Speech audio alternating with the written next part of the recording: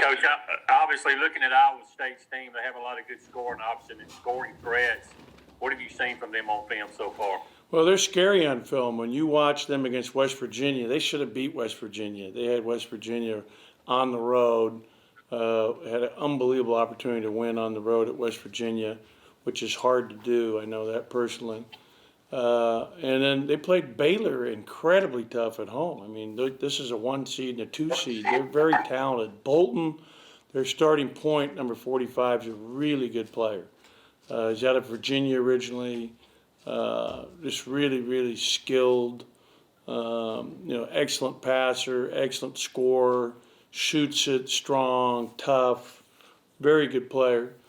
And then they have another guard who's a senior, a fifth-year senior, Coleman Lands, who's a transfer, I think, from Penn State originally, but really good player, shooting 39, almost 40% on the year from three. Then they have another perimeter player who plays the 4 spot at times for him, Javon Johnson out of Alabama, who started out at Troy and sat out, did the entire sit-out year, and is really playing well for him. He's had some big games. They've had a tough schedule when you look at who they've been playing. I mean, Texas at Texas, Texas Tech, Baylor, West Virginia, all highly ranked teams. So I'm really impressed with their personnel.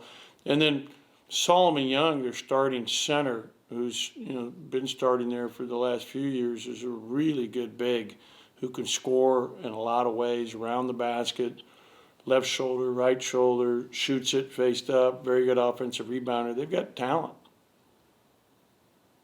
Paul, go ahead with your follow-up. Coach, you mentioned the other night after the Tennessee game about Quentin Post, and obviously that was his best game from a rebounding standpoint. When you looked at the film, what was it that led to that? Was it just him being more comfortable, more experienced? What did you see from him? I thought he played really hard. I thought he really he's quick to the ball. He did a good job rebounding. He had 5 points. I thought he played extremely hard and was very quick to the ball. He had 7 rebounds yesterday in practice, which tied for the most on our team yesterday in practice as well. So it's a positive step forward. We'll swing it over to Joel Coleman. Joel, go ahead.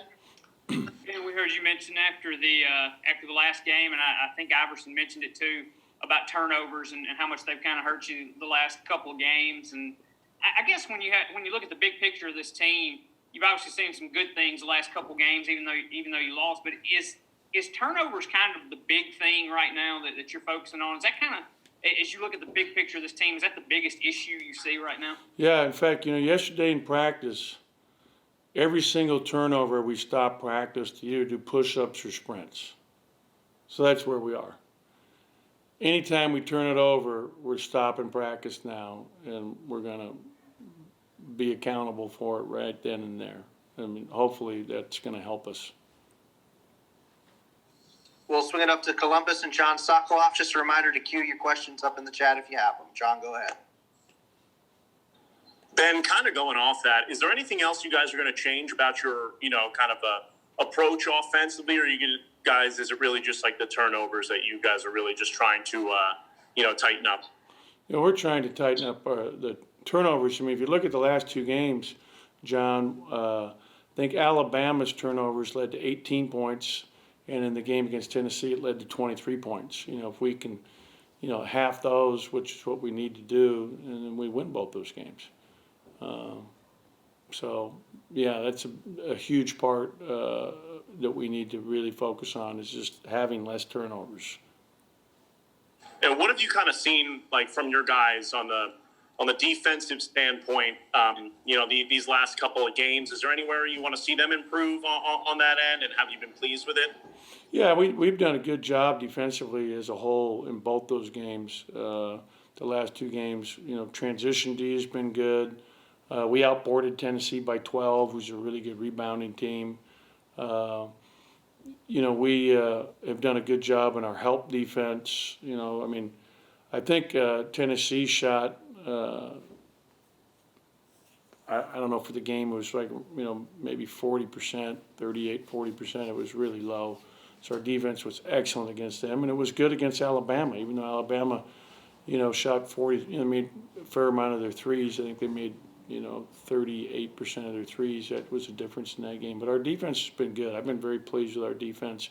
You always make mistakes in the game of basketball, whether it's on offense or defense. The team that usually makes the least amount of mistakes wins. And, we definitely made mistakes in both games defensively. But when you look at the numbers have been pretty good. And we forced turnovers. We forced turnovers in both games against both teams. We just had too many on our end. And the last one for me, sorry, quick follow-up to that. You mentioned after the Tennessee game the other night, you guys have to learn by doing. But now after watching the film of that one and based on some of the late game execution that you've seen this year, is that really still the one thing that these guys just kind of need to be able to close out these games, the experience, or is there something else late game that you've noticed that you want to see them kind of sharpen along with the turnovers that you mentioned? In the last game we had, if you go back and watch it, I watched it 3 times, you'll see a number of plays that were key turnovers by us. And, we had great opportunity. We had 7:45 on the clock with a 4-point lead at Tennessee the other night and had a wide open 3. We've got to make some shots. We had a couple of wide open threes in that game that we don't make, that if we make them, it's a difference maker for us. And, if we make the open 3 in the left wing with 7:45 to go, we're up 7. And we have some room to breathe there a little bit. And instead we miss, they come down, they score, it's a 5-point swing. And it's like a great look. It's not just a 3, it's a wide open 3. So, at the end of the day, you still got to make shots, to answer your question. Got time for a couple more. We'll go to Paul Jones. Paul, go ahead. You've had Cam in the starting lineup now for the past couple of games. Just your observations about how that's gone so far and moving forward. He makes us a much better defensive team when he's in the game. His ability to defend and really compete is good. He's not as good a shooter as Jalen Johnson. So that the trade-off is offense for defense. And the fact we played really good defense in both those games gave us a chance to win both those games. And Cameron's working hard.